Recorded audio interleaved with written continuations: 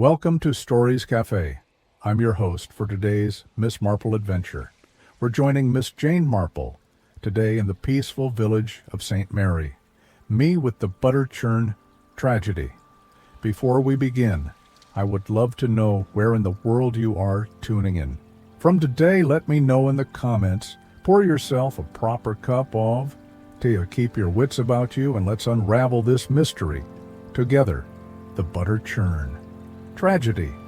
Chapter 1. The weight of autumn. Shadows, the first hint of autumn, had begun to touch the gardens of St. Mary Me, though Miss Jane Marple reflected that was perhaps more accurate to say that autumn had begun to whisper rather than speak. The late roses still bloomed with determined cheerfulness along her cottage fence. But there was something in the quality of the morning light that suggested the year was gently turning toward its close. She paused in her gardening to observe a particularly fine specimen of Rosa Galacea, noting with satisfaction that her careful attention to the soil had yielded such abundant blooms. From her position beside the garden gate, Miss Marple had an excellent view of the main thoroughfare through the village, and she had developed over the years a keen appreciation for the rhythms of daily life that played out before her this morning. However, the usual pattern seemed somewhat disrupted. There was an unusual bustle of activity surrounding the Stokes dairy farm, which lay just beyond the curve of the lane, where it disappeared behind a stand of elm trees. Such preparation, she murmured to herself carefully, snipping a spent bloom with her secateurs. The annual harvest fair was still a fortnight away yet. Already the village seemed to thrum with anticipation. Carts had been rolling past her gate since dawn, laden with the early fruits of the season, and she had observed no fewer than 3 separate conversations between villagers who had stopped to examine the progress of various preparations. It was during one of these observations that Miss Marple's attention was drawn to a figure walking along the lane with less than her usual brisk confidence. Mildred Stokes, the dairymaid who had worked at the farm since before the war, was making her way towards the village center with her marketing basket. But there was something in her bearing that struck Miss Marple as peculiar. Where once Mildred had been quick to wave and exchange pleasantries with anyone she encountered, she now walked with her head down, seeming almost to wish herself invisible. Miss Marple had known Mildred for the better part of 15 years, ever since the young woman had arrived from Little Wickham to work for Harold Stokes and his late wife. She had always been a cheerful soul, quick with a smile and generous with the extra cream that occasionally found its way into the baskets of elderly villagers who might appreciate such kindness. This new, withdrawn manner was most unlike her. The church bells were striking 10:30 when Miss Marple decided that her roses had received sufficient attention. For one morning, she gathered her gardening tools with the methodical precision that characterized all her domestic activities, and made her way through the village toward the vicarage. The Reverend Leonard Clement was she had discovered an excellent source of information about the spiritual welfare of his parishioners, though he was perhaps not always aware of how much he revealed in his innocent observations. She found the vicar in his study, wrestling with what appeared to be a particularly challenging sermon. He looked up with evident relief when Mrs. Dane announced her arrival. "Miss Marple," he said, rising from his desk with genuine pleasure, "how delightful to see you. I was just pondering the theological implications of the harvest metaphor and finding myself rather tangled in agricultural terminology." "I'm sure you will find exactly the right words," Miss Marple replied with gentle encouragement. "The harvest does provide such rich material for contemplation, does it not? Speaking of which, I could not help but notice the preparations going forward for the fair. The village seems quite animated with activity."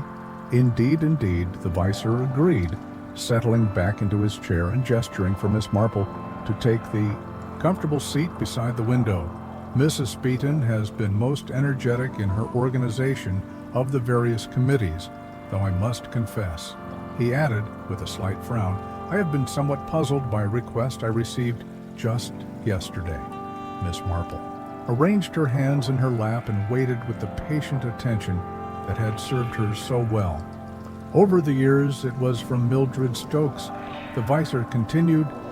"She came to ask if he might provide her with a new hymnal, not an unusual request in itself, you understand, except that Mildred has never been what one might call a regular attendee at services. In fact, I cannot recall seeing her in church more than half a dozen times in all the years she's lived in the village. How very interesting." Miss Marple observed quietly, "Perhaps she has experienced some sort of spiritual awakening."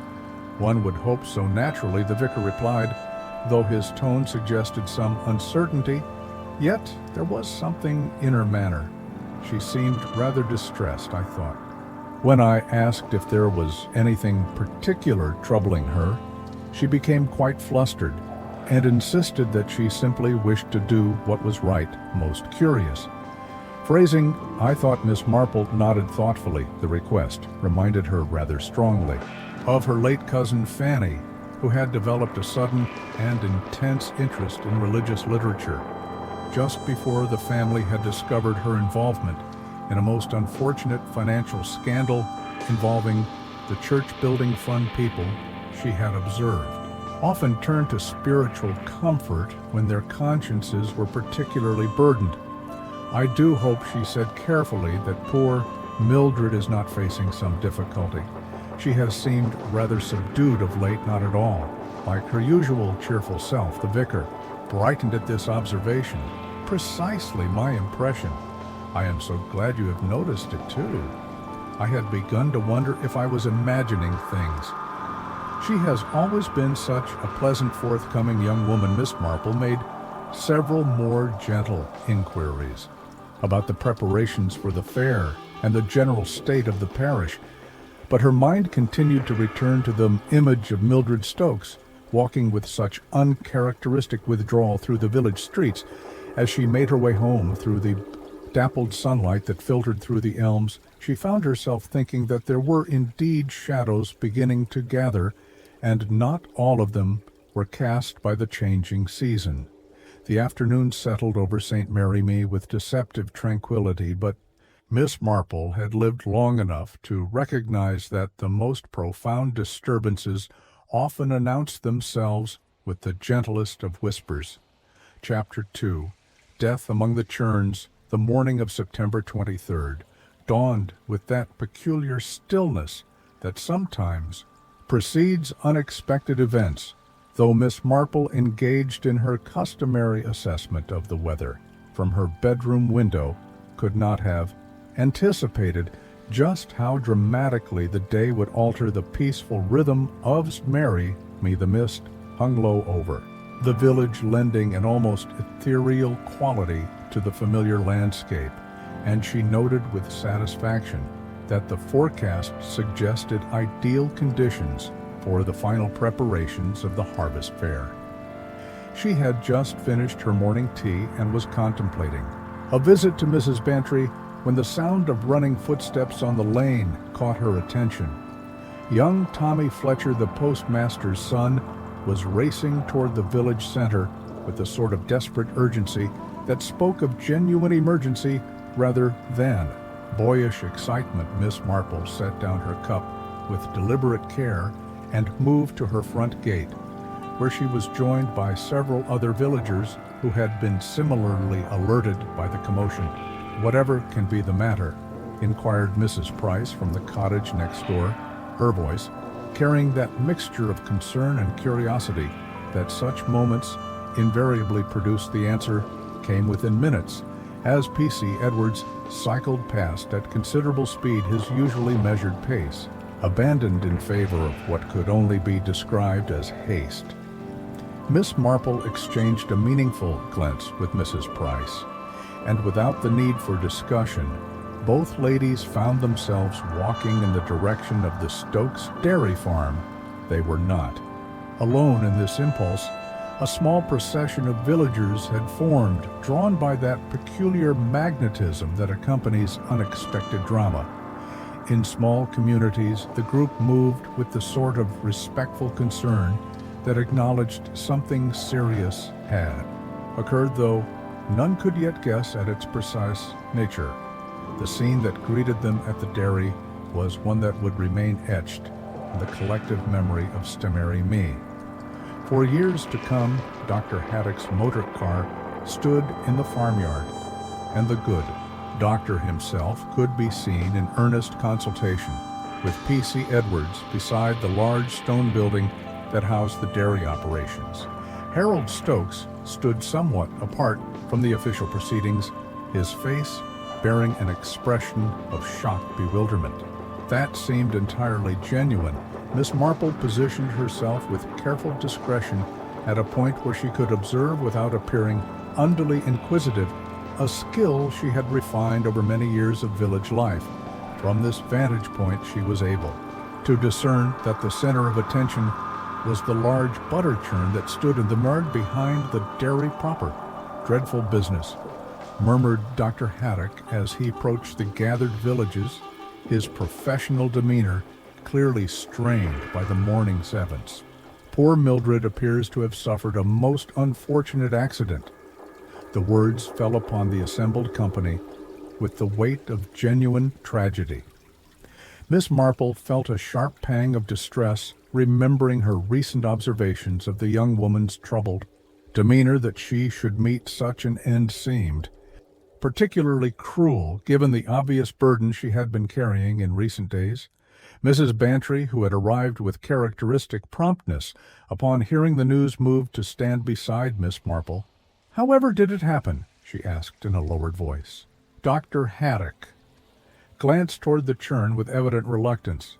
It appears she was reaching into the churn, perhaps to retrieve something, and lost her footing. "The churn is quite deep, you understand? And once she fell in," he left the sentence unfinished. But the implication was clear enough. P.C. Edwards, having completed his initial examination, approached the group with the sort of official gravity that his position demanded. "I shall need to ask that everyone keep well clear of the area," he announced. "Inspector Slack has been summoned from Much Benome, and we must preserve the scene until his arrival." Miss Marple nodded her understanding, but not before her keen eyes had noted several details that struck her as worthy of particular attention. The churn itself bore signs of recent disturbance beyond what one might expect from normal use. The cream within had an odd curdled appearance that seemed inconsistent with the careful standard she knew Mildred maintained. Most curious of all, there were muddy footprints around the base of the churn that appeared rather large for someone of Mildred's slight build. Such a tragedy, observed the vicar, who had arrived to offer what comfort he could to Harold Stokes, and so unexpected. Mildred was always so careful in her work. Harold Stokes lifted his head at these words, his expression one of profound grief. "She was indeed," he said quietly. "I cannot understand how such a thing could have happened."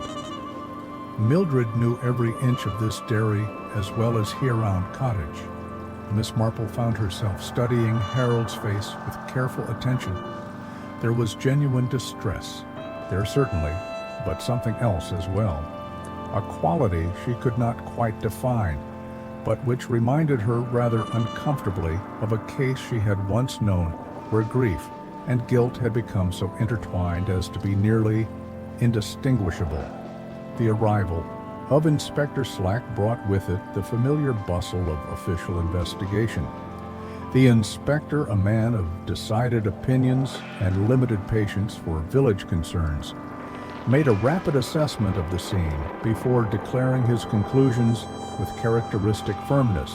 "Tragic accident," clearly he announced after examining the churn and interviewing the principal witnesses. "These old dairy implements can be treacherous, particularly for someone working alone. The young woman simply lost her footing and was unable to recover herself." Miss Marple observed the inspector's rapid dismissal of the scene. with growing unease, while she had no desire to complicate what was undoubtedly a distressing situation. She could not ignore the various inconsistencies that continued to trouble her orderly mind: the torn fabric of Mildred's apron, the strange condition of the cream, the peculiar footprints. Each detail seemed to whisper of something more complex than a simple accident. As the official party began to disperse and the villagers returned to their homes with heavy hearts, Miss Marple remained for a few moments longer, her thoughtful gaze fixed upon the dairy yard. The shadows were lengthening now, and the earlier mist had given way to afternoon sunshine.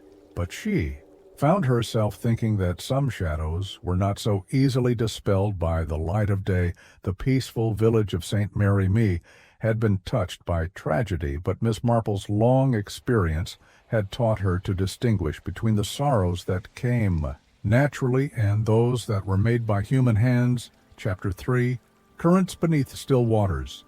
The news of Mildred Stokes' tragic death spread through St. Mary Me with the particular velocity that attends shocking events in small communities by the afternoon.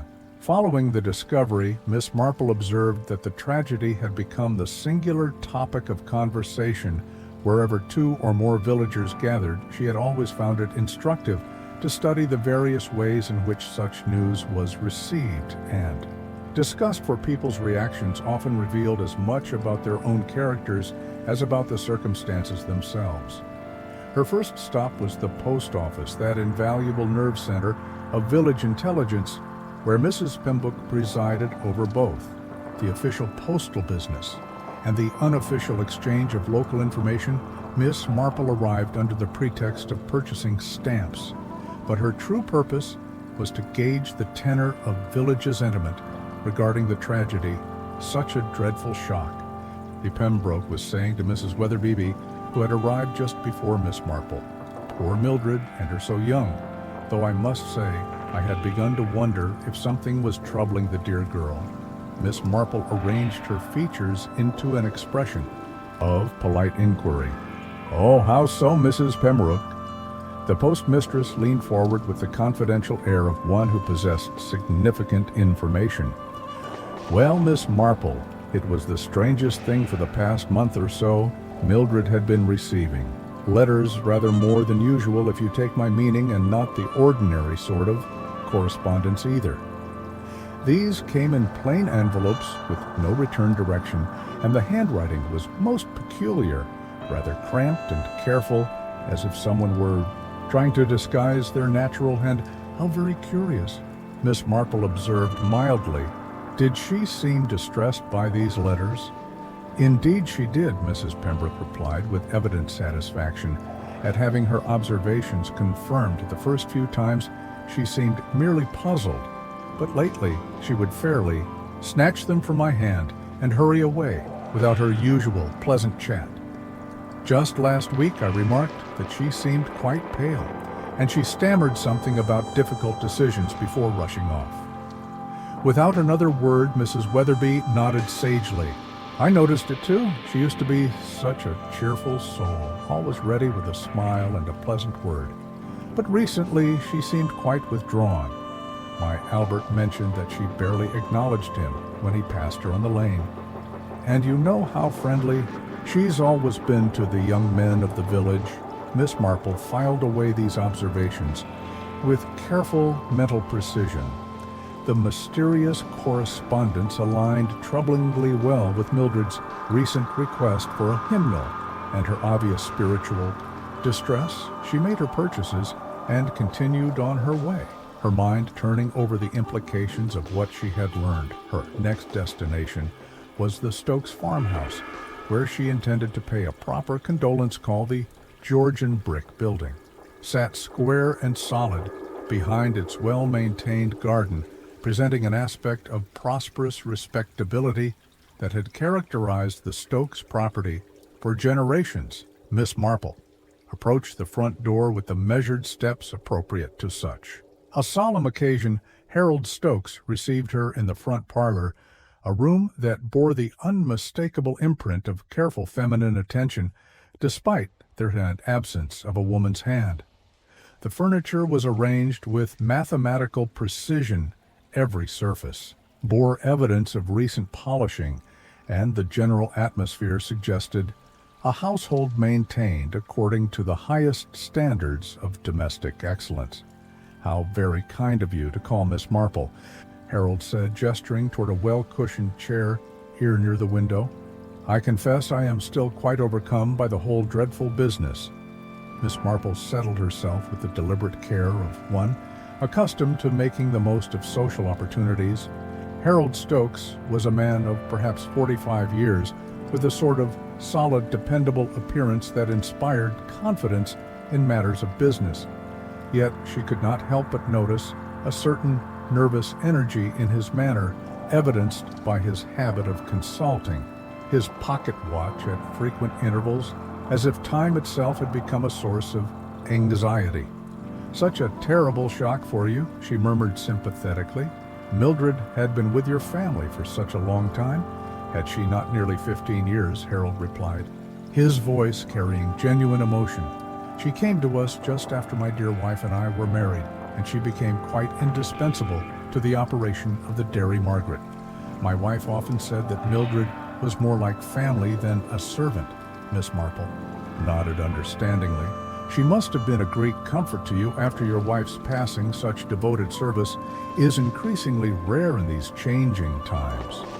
"Indeed," Harold agreed, though she noticed he glanced once more at his watch. "I cannot imagine how I shall manage without her expertise. The dairy requires such careful attention," and Mildred understood every aspect of the work as their conversation continued. Miss Marple found herself observing details that struck her as worthy of attention. The parlor, while immaculately maintained, showed signs of recent financial constraint. The carpet, though clean, bore the subtle markings of long use.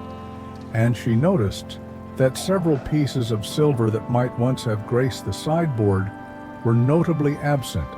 Yet Harold's clothing was of excellent quality, and his watch, which he consulted with such frequency, appeared to be of considerable value. "I hope," she ventured delicately, "that the dairy business has not suffered too greatly from the various difficulties of recent years. So many enterprises have found the post-war period challenging." Harold's response came, perhaps a fraction too quickly. "Oh, we have managed quite well.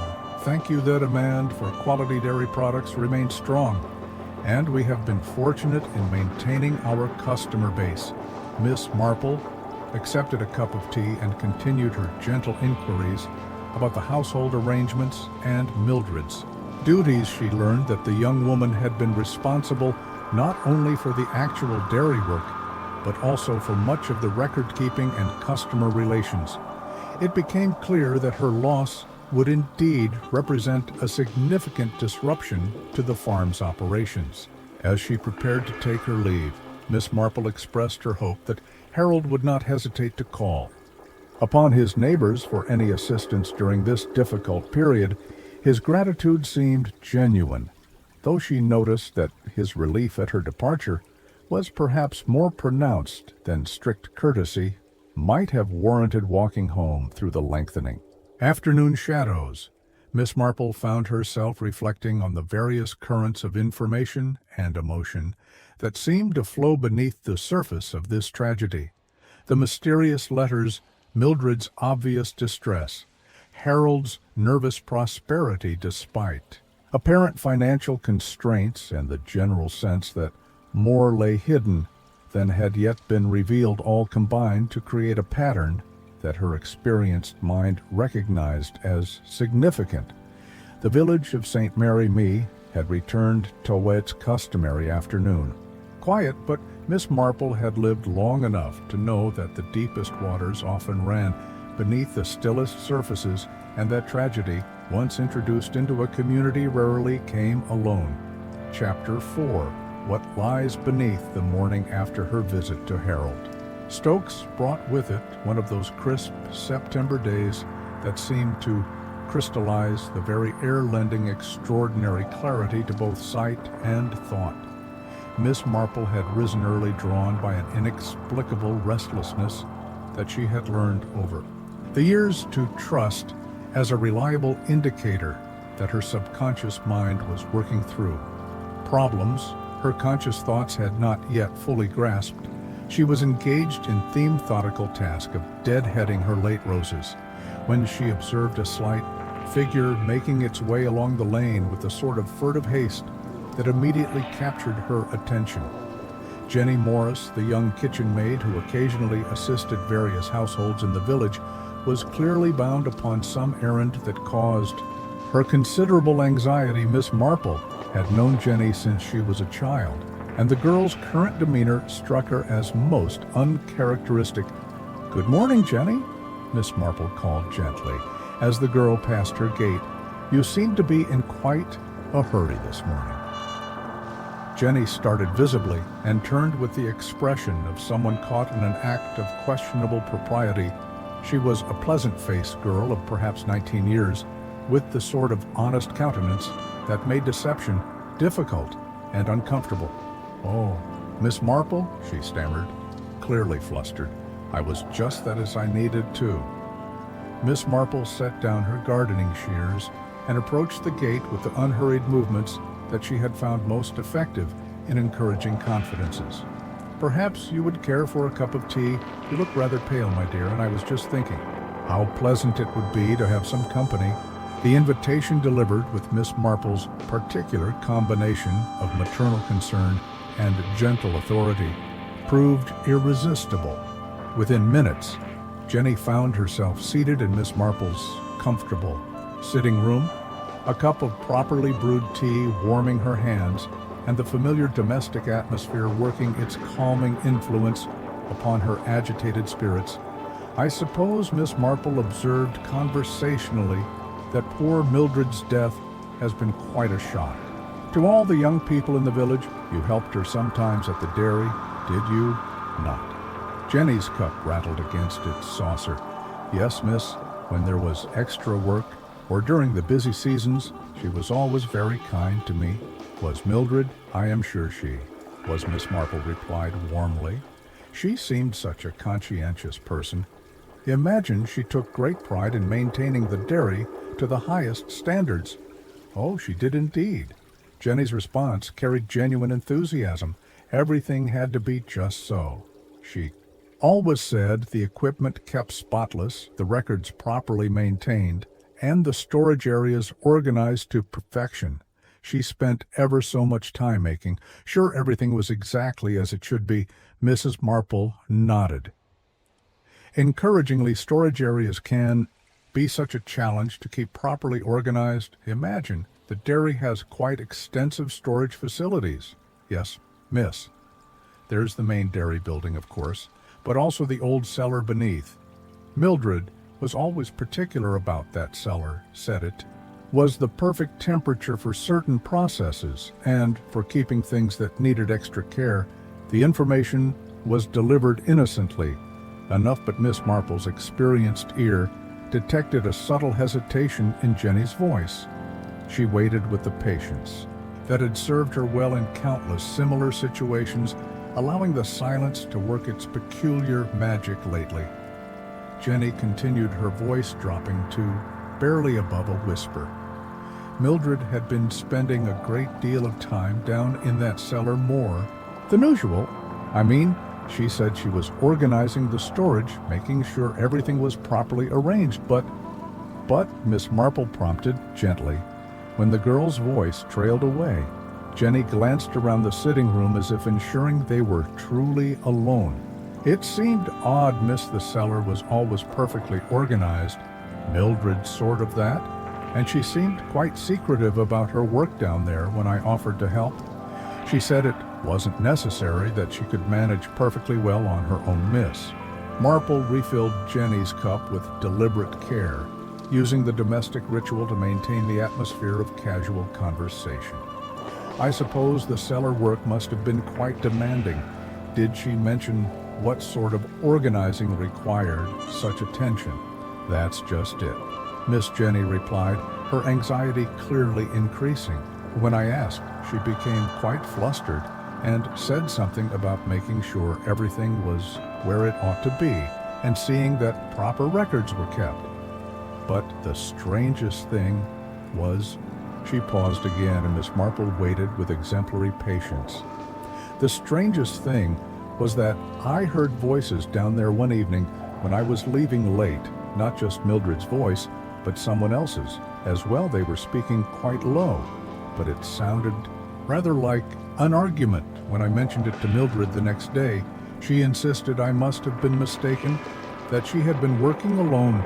Miss Marple absorbed this information with careful attention to its implications. The pattern that was beginning to emerge reminded her rather strongly of a situation she had encountered years ago during the war, when certain villages had found themselves involved in activities that required both secrecy and careful record-keeping.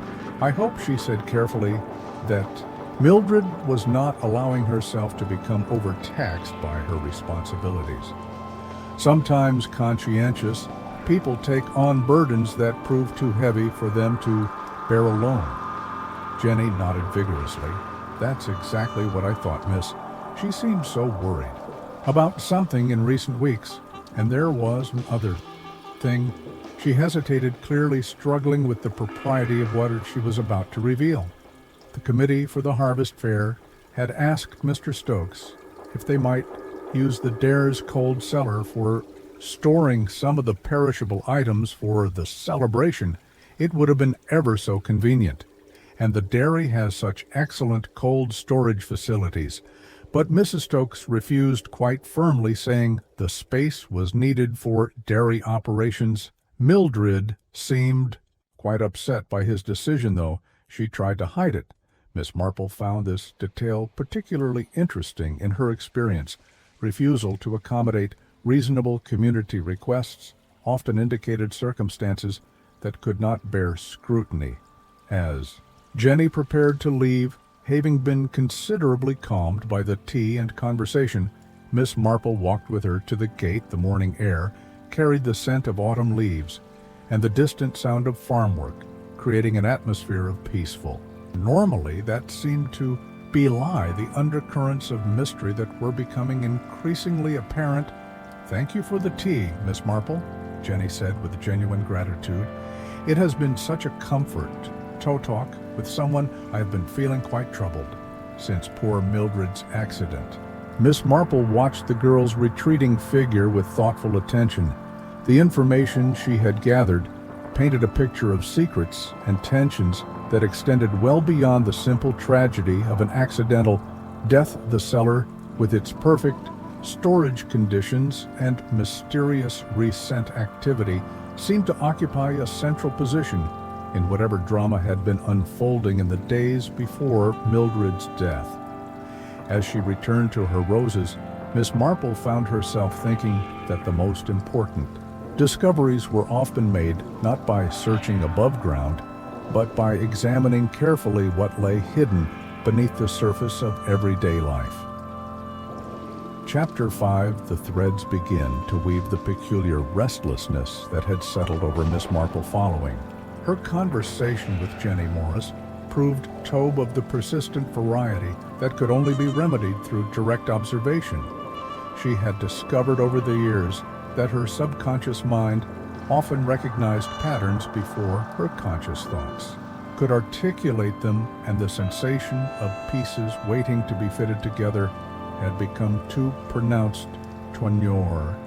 Thus it was that she found herself taking her morning constitutional at an unusually early hour, following a route that would afford her an unobtrusive view of the various comings and goings that characterized the daily rhythm of St. Mary.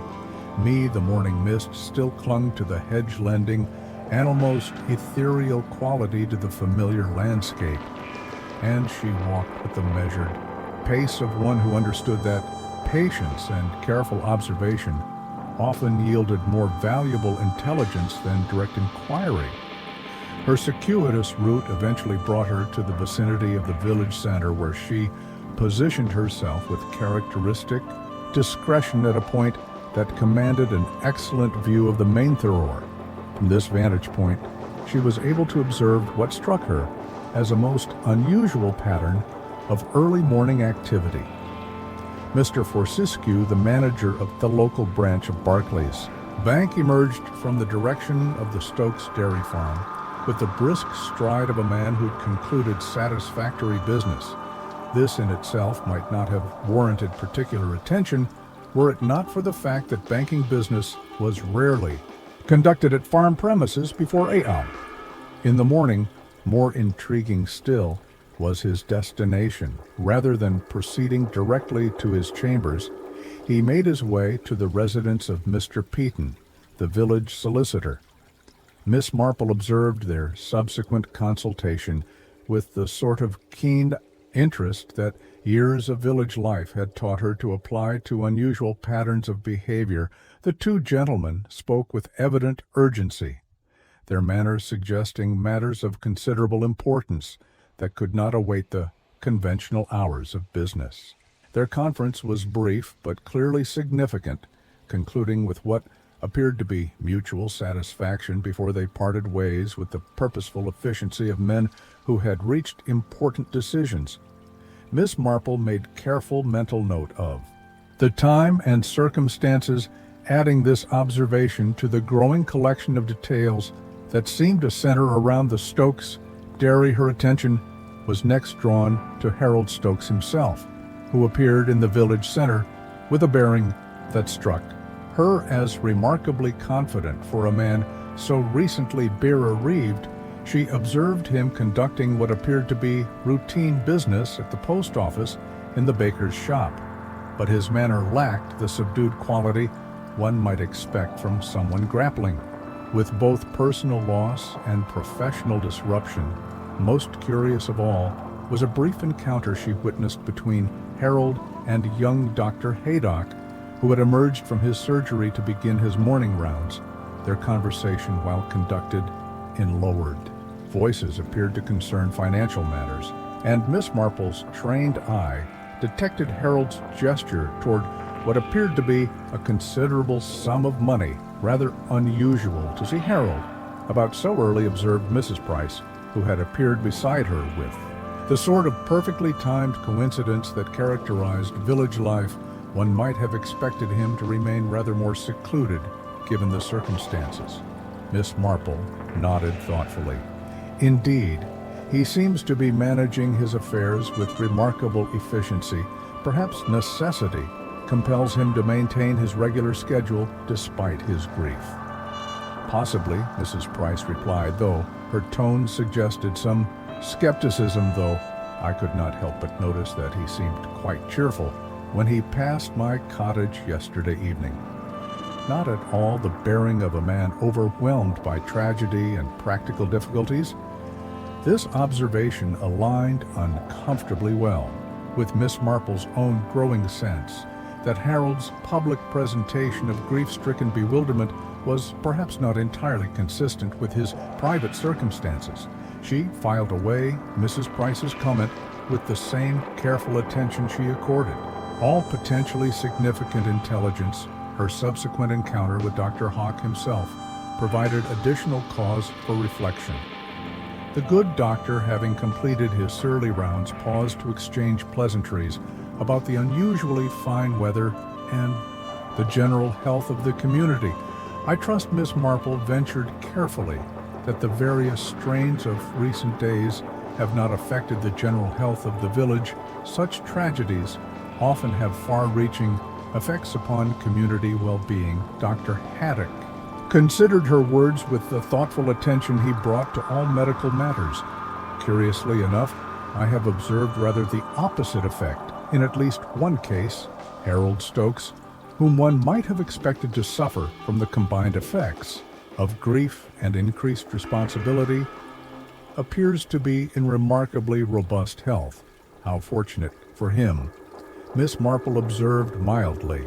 Indeed, Dr. Haddock agreed, and he has been most conscientious about settling his outstanding medical accounts paid in full this morning. As a matter of fact, and in cash, which is rather unusual for someone whose financial circumstances one might have expected to be strained by recent events. Miss Marple absorbed this information with careful attention to its implications. Harold's apparent financial resilience, when considered alongside the early morning consultations with the bank manager and solicitor, suggested circumstances considerably more complex than they appeared on the surface. The remainder of her walk provided additional observations that contributed to the emerging pattern. She noted increased activity around several prominent households, with various gentlemen conducting business at unusual hours and with an air of discretion that seemed inconsistent with ordinary commercial transactions. Most significantly, she observed that these same individuals, Mr. Forskew, Mr. Pemberton, and several others of similar standing in the community, had all at various times during her morning constitutional made their way to or from the vicinity of the Stokes dairy farm. The morning sun had burned away the early mist by the time Miss Marple returned to her cottage, but her mind remained clouded with questions that seemed to multiply rather than resolve themselves. The pattern of behavior she had observed reminded her rather strongly of certain activities she had witnessed during the war years, when shortages and disruptions had created opportunities for those willing to operate outside the bounds of strict legality. As she settled into her morning routine of tending her garden, Miss Marple found herself thinking that the threads of this particular mystery were beginning to weave themselves into a pattern that was both familiar and troubling the respectable surface of village life. She had learned could sometimes conceal currents that ran considerably deeper and darker than casual observation might suggest. The peaceful atmosphere of St. Mary continued to mask whatever drama was unfolding beneath its tranquil exterior, but Miss Marple's experienced eye had detected enough anomalies to convince her that the truth of Mildred's death lay hidden within a web of circumstances that extended far beyond the tragic accident. It appeared to be Chapter 6, Sacred Words. Secular Sins.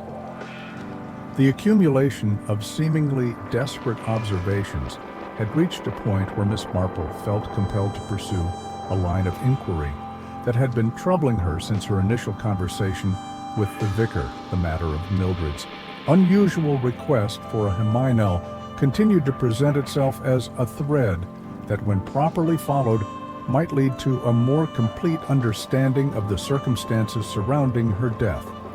It was with this purpose in mind that Miss Marple made her way to the vicarage on the morning following her revealing constitutional. The October air carried the first genuine chill of autumn, and she walked with the measured pace of one who understood that important conversations should never appear hurried or overly purposeful. The Reverend Leonard Clement received her in his study with the warmth that characterized his dealings with all his parishioners, though Miss Marple detected in his manner a certain preoccupation that suggested he had been grappling with matters of some complexity. "Miss Marple," he said, rising from his desk, where he had evidently been engaged in correspondence, "how delightful to see you. I trust you are well." "Wand, quite well." "Thank you, Vicar," she replied, settling into the comfortable chair that he indicated. "I hope I am not intruding upon your preparations for Sunday's service." "Not at all," assured her, though his glance toward the papers on his desk suggested that his morning's work had indeed been demanding. "I confess I have been finding it somewhat difficult to concentrate on smonic matters. The tragedy of poor Mildred's death continues to weigh upon my mind." Miss Marple nodded with sympathetic understanding.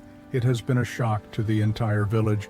Such a conscientious young woman, and so devoted to her duties. I believe you mentioned that she had recently requested a hymnal." The vicar's expression grew thoughtful. "Indeed, and I have been reflecting upon that request with increasing concern. At the time, I was simply pleased that she appeared to be developing a greater interest in spiritual matters. But upon further consideration, he paused, and Miss Marple waited with the patience that had served her so well in countless similar circumstances. Upon further consideration, he continued, "I believe there may have been more to her request than I initially understood. When I provided her with the hymeneal she requested, she seemed almost reluctant to accept it, as if she were being compelled by necessity rather than genuine religious awakening." Miss Marple found this observation particularly significant. Perhaps she was seeking spiritual guidance for some particular difficulty. "That was precisely my impression," the vicar replied, "and I am afraid I may have failed her in that regard. She seemed to wish to confide something of importance, but whenever I attempted to encourage her confidence, she would become quite agitated and insist that she must handle the matter herself." The vicar rose from his chair and moved to the window that overlooked the churchyard, his manner suggesting internal struggle. "Miss Marple, I wonder if I might ask your opinion on a matter of some delicacy." "Certainly, Vicer," she replied. Recognizing the tone that preceded significant revelations after Mildred's death, I felt it appropriate to return her personal effects to Harold Stokes. Among them was the hymeneal she had requested. When I examined it before returning it, I discovered that she had been using it for purposes other than devotional reading. Miss Marple's pulse quickened, though she maintained her expression of polite interest. Indeed, the vicar returned to his desk and withdrew a leather-bound volume from one of the drawers. I felt it proper to retain this temporarily, as I was uncertain how to proceed. "Perhaps you might advise me." He opened the hymnal to reveal pages that had been carefully modified to serve as a repository for detailed written records between the printed verses and musical notations. Mildred had inscribed columns of dates, times, and sets of initials. In a precise, careful hand, the entries appeared to span several weeks, creating a systematic record of what were clearly clandestine activities. Miss Marple examined the entries with the sort of methodical attention she brought to all potentially significant evidence. The dates corresponded roughly to the period during which Jenny Morris had observed Mildred's increased attention to the dairy cellar, and the time suggested nocturnal activities that would have escaped casual observation. "How very methodical," she observed quietly. "Poor Mildred appears to have been maintaining quite detailed records." The initials, when considered alongside Miss Marple's recent observations of unusual activity among certain prominent villages, began to form a pattern that was both illuminating and deeply troubling. She recognized several combinations that corresponded to individuals she had observed conducting business with Harold Stokes under circumstances that had struck her as irregular. "The poor child," the vicar said softly. "I believe she was wrestling with a crisis of conscience. When she came to request the hymeneal, she spoke of doing what was right despite the potential consequences. I am afraid I encouraged her to follow her moral convictions without fully understanding the danger such a course might entail." Miss Marple continued her careful examination of the records, noting the precision with which Mildred had documented whatever activities she had discovered the systematic nature of. The entries suggested someone who understood the importance of maintaining accurate evidence, while hoping perhaps that such evidence would never need to be used. "I believe," she said carefully, "that Mildred may have found herself in possession of information that placed her in a most difficult position. These records suggest she was documenting activities that she felt were improper, while simultaneously struggling with the moral implications of exposing them." The vicar nodded gravely. "That accords perfectly with my impression of her state of mind during our final conversation. She seemed to be seeking divine guidance for a decision that would affect not only herself, but others as well." "Miss Marple closed the hymnal with gentle reverence for the courage it represented. Mildred had clearly recognized the potential consequences of her actions while feeling compelled by conscience to proceed. Nonetheless, the young woman's request for spiritual guidance took on new significance when viewed in this context.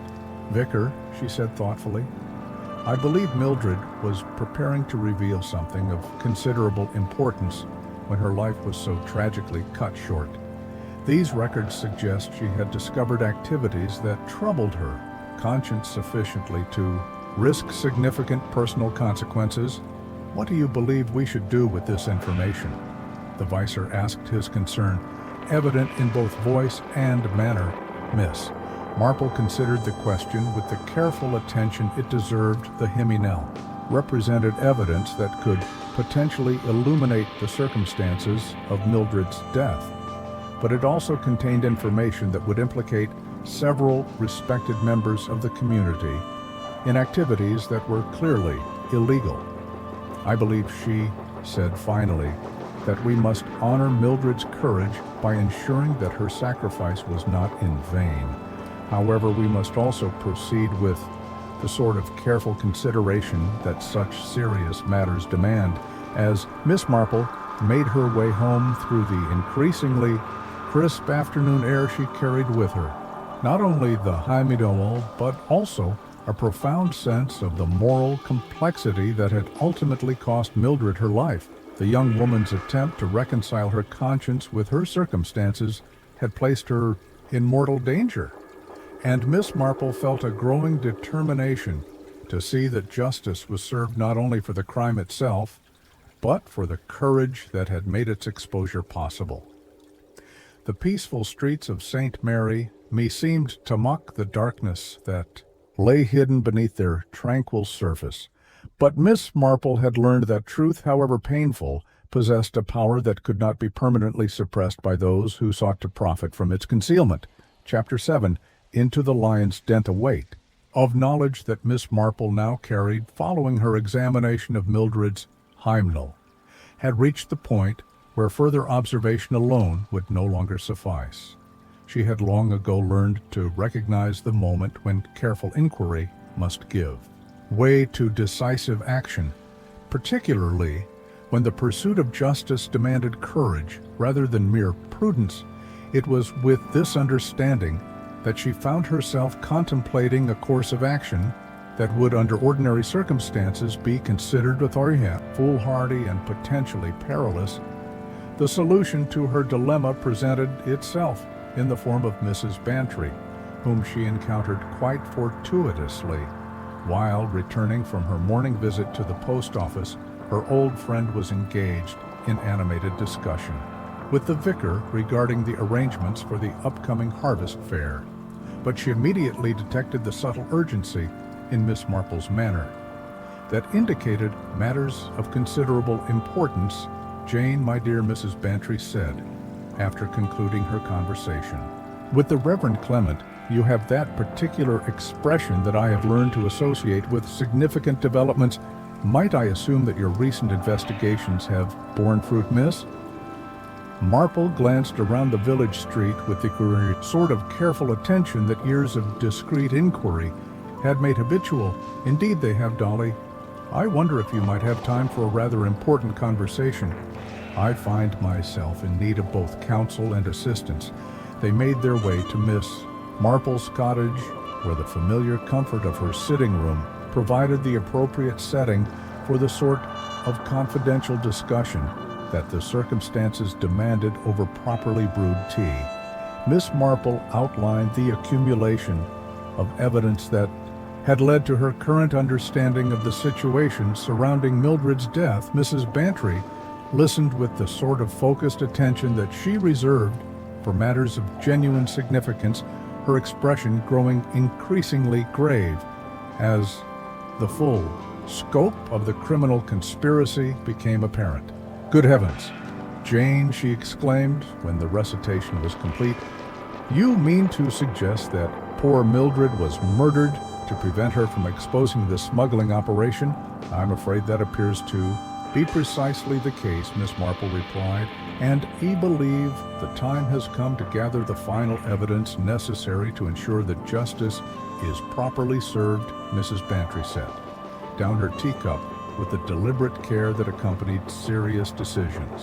What exactly do you propose to do? Miss Marple outlined her plan with a methodical precision that characterized her approach to all complex problems. A visit to the Stokes dairy, ostensibly to offer continued condolences and assistance, would provide the opportunity to examine the cellar facilities that had been the center of the illegal operations. The presence of two elderly ladies paying a proper social call would serve as both cover for the investigation and protection against any precipitous action on Harold's part. It is not without risk. Miss Marple acknowledged, however, I believe the evidence we might gather would be sufficient to ensure that Harold and his associates face proper justice for both their criminal activities and poor Mildred's murder. Mrs. Bantry considered the proposal with the sort of careful attention it deserved.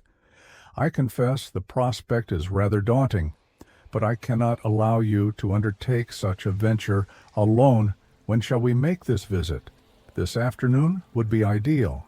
Miss Marple replied, Harold will be expecting continued expressions of sympathy, and our arrival during the normal hours for social calls will appear entirely natural. The intervening hours were spent in careful preparation for what both ladies understood might prove to be a confrontation considerably more serious than their social facade would suggest. Miss Marple took the precaution of informing Inspector Slack of her suspicions, ensuring that official assistance would be available should the situation require intervention beyond their capabilities. They approached the Stokes farm in the early afternoon, walking with the measured pace appropriate to their purported mission of comfort and support. The October air carried the scent of fallen leaves and the distant smoke of agricultural burning, creating an atmosphere of seasonal tranquility that seemed to mock the dark purpose of their visit. Harold received them with the sort of punctilious courtesy that their social positions demanded, though Miss Marple's experienced eye detected an underlying tension that had not been present during her previous visits. His manner suggested a man laboring under considerable strain, despite his apparent efforts to maintain normal appearance. Show very thoughtful of you to call, he said, settling them in the front parlor with tea and the small ceremonies that such occasions required. I confess the solitude has been rather difficult since poor Mildred's tragic accident. Miss Marple accepted her refreshment with the deliberate grace that proper etiquette demanded. I can well imagine the practical difficulties must be overwhelming. Mildred's knowledge of your operations was so extensive. Indeed, Harold agreed, though his response lacked the grief-stricken quality that genuine bereavement would have produced. However, I have been fortunate in receiving assistance from various quarters. The business need not suffer unduly.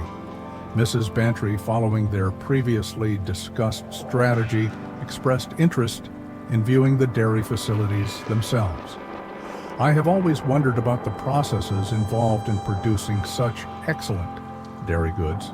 Perhaps you might show us something of your operations.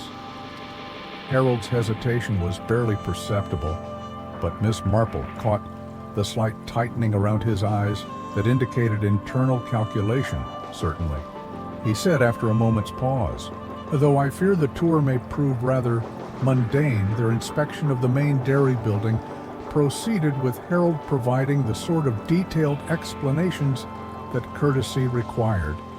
But Miss Marple noted several aspects of the facilities that seemed inconsistent with purely agricultural purposes. Certain equipment appeared unnecessarily sophisticated for simple dairy work, and the storage arrangements showed evidence of recent modifications that suggested uses beyond the preservation of milk and cream. Most significant was Harold's obvious reluctance to allow them access to the cellar storage areas, when Mrs. Bantry expressed particular interest in the cold storage facilities.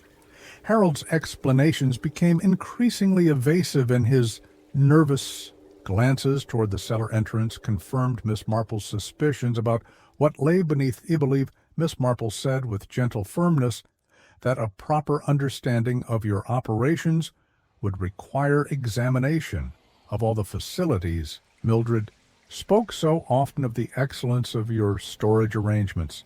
Harold's composure began to show signs of strain.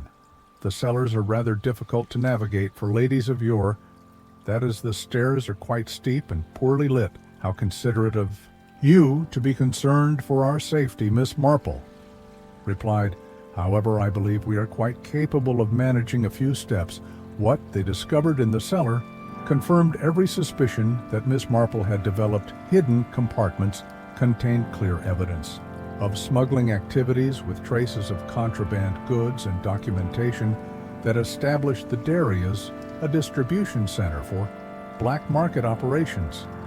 The systematic nature of the enterprise was unmistakable, as was Harold's role as the central organizer. Harold's mask of grieving propriety finally cracked entirely when he realized the extent of their discovery. I believe you have seen quite enough, he said, his voice carrying an openly threatening tone. Perhaps it would be wise to conclude your visit immediately. Miss Marple regarded him with the calm assessment that years of dealing with human nature had perfected. Indeed, we have seen precisely what we came to see. Poor Mildred's fate becomes quite clear when one understands what she discovered in this very cellar. Harold's expression darkened with barely controlled fury, but Miss Marple continued with unperturbed composure. Fortunately, Inspector Slack has already been informed of our visit and expects our return within the hour. Any delay in our departure would naturally occasion immediate official inquiry. The confrontation that followed was brief, but charged with menace. Harold's calculation of his remaining options was written clearly across his features, and Miss Marple could observe the moment when he realized that his position had become utterly untenable. As they made their way back toward the village under Harold's hostile surveillance, Miss Marple reflected that truth, once properly revealed, possessed a power that no amount of deception could permanently suppress. The final reckoning would soon follow, and justice would be served for both Mildred's courage and her tragic end. Chapter 8. The reckoning. The drawing room of Gossington Hall had witnessed many gatherings over the years, but few of such gravity as the one that assembled on the evening following Miss Marple's revelatory visit to the Stokes dairy. Mrs. Bantry had graciously offered her home as the venue for what promised to be the final act in a drama that had begun with what appeared to be a simple farm accident, but had revealed itself to be something far more sinister.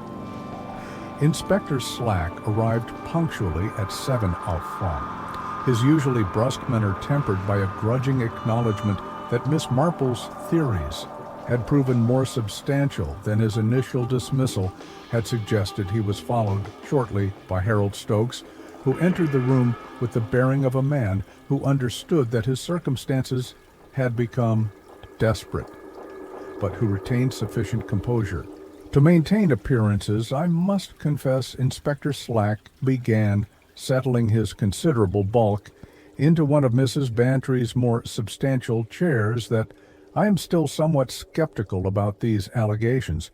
Harold Stokes is a respected member of this community, and the suggestion that he would murder his own employee seems rather extraordinary.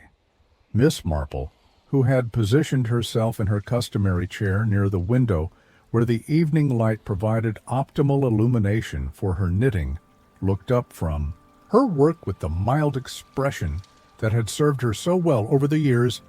I quite understand your reluctance, Inspector, she said gently. However, I believe the evidence will demonstrate that poor Mildred's death was neither accidental nor the result of any spontaneous violence, but rather the calculated action of a man who found himself facing exposure and ruin. Harold Stokes, who had remained standing near the fireplace with the air of a man prepared to defend himself against whatever accusations might follow, finally spoke. Miss Marple, I cannot imagine what has led you to develop such extraordinary suspicions about my character and conduct. Oh, but I think you can imagine it quite clearly. Miss Marple replied, her needles clicking with steady rhythm. You see, Harold, it all began with my observation of Mildred's changed behavior in the weeks before her death. She had become withdrawn and anxious, requesting a hymnal from the vicar. Despite never having shown interest in regular church attendance, she paused to examine her work, giving the assembled company time to absorb this opening statement when I examined that hymnal. After Mildred's death, I discovered that she had been using it to maintain detailed records of dates, times, and initials. The initials, I realized, corresponded to several prominent members of our community who had been conducting unusual business at your dairy during the early morning hours. Inspector Slack leaned forward with increasing interest. What sort of business? Miss Marple's needles continued their steady rhythm. Smuggling Inspector Harold had been using his dairy as a distribution center for black market goods, taking advantage of the legitimate cold storage facilities and the respectable facade of agricultural business to conceal a most profitable criminal enterprise. Harold's composure began to show signs of strain. These are serious accusations. Miss Marple, I hope you have more than speculation to support them. Indeed I do, she replied calmly. Yesterday's visit to your premises, conducted under the perfectly innocent guise of a condolence call, provided ample physical evidence of your operations. The modified storage areas, the sophisticated equipment inappropriate for simple dairy work, and the clear signs of systematic use for purposes well beyond the preservation of milk and cream. She looked up from her knitting to fix Harold with the sort of direct gaze that had unnerved countless individuals over the years. But the most damning evidence, Harold, was your own behavior, your financial prosperity. Despite the supposed struggles of the dairy business, your cash payments to Dr. Haddock, your early morning meetings with Mr. Forrescue and Mr. Peaton, and your confident plans for expansion, despite having just lost your most experienced employee. Inspector Slack had been taking notes with increasing rapidity, and you believe Mildred Stokes discovered these activities. I believe poor Mildred stumbled upon the smuggling operation quite by accident. Miss Marple continued. Her natural conscientiousness led her to spend considerable time in the cellar, ostensibly organizing storage, but actually observing activities that troubled her moral sensibilities. The records in the hymnal demonstrate that she had been systematically documenting what she witnessed, clearly intending to expose the criminal enterprise. Harold's mask of injured innocence was beginning to slip noticeably. Even if such activities were taking place, that hardly proves I would resort to murder. Miss Marple set down her knitting and regarded him with the sort of patient attention she might have given a particularly slow child. Be Harold, you had invested considerable time and effort in establishing your operation. The profits were substantial, as evidenced by your mysterious financial recovery when Mildred threatened to expose everything you faced, not only the loss of your criminal income, but also the prospect of imprisonment. For a man in your position, murder must have seemed the only viable solution. She rose from her chair and moved to the small table where the physical evidence had been arranged. The torn apron, the curdled cream, and the oversized footprints around the butter churn all indicated that Mildred's death was not the simple accident it appeared to be. She was murdered during a confrontation in which you attempted to retrieve the evidence she had been gathering. Then her body was placed in the churn to create the appearance of accidental death. Inspector Slack had ceased taking notes and was now studying Harold's face. With professional interest, the man's composure had deteriorated markedly during Miss Marple's exposition, and his guilt was becoming increasingly apparent. The irony, Miss Marple continued softly, is that Mildred's request for the hymnal represented her attempt to seek spiritual guidance about her moral dilemma. She was trying to do what was right, despite the personal cost, and her courage ultimately cost her life. Harold Stokes's remaining defenses finally crumbled entirely. The weight of accumulated evidence, combined with Miss Marple's inexorable logic, had made continued denial impossible. His confession, when it came, was delivered with the flat resignation of a man who had recognized the futility of further deception.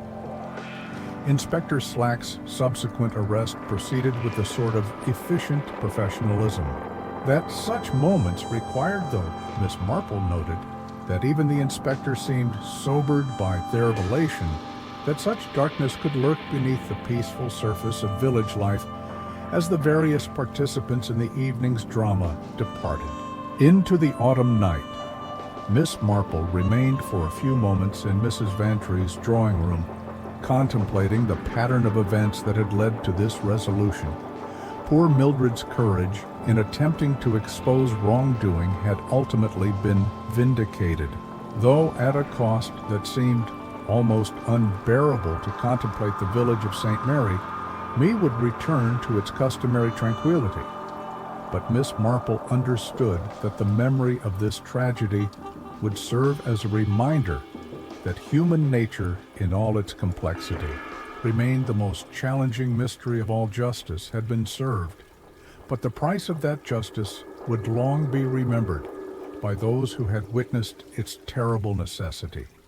The evening air carried the scent of autumn fires and the promise of winter's approach, but Miss Marple found herself thinking that some seasons of the heart could never be fully left behind, no matter how completely the calendar might turn. Thanks for joining us for the butter churn tragedy. Did you suspect Harold Stokes was using his dairy for smuggling before Miss Marple revealed the evidence hidden in Mildred's hymnalette? Me know your thoughts in the comments. If you enjoyed this investigation with Miss Marple, don't forget to hit subscribe for more mysteries daily. Until next time, remember Miss Marple's wisdom. Human nature remains constant across all villages and cities, and the most dangerous criminals are often those who hide behind the mask of respectability.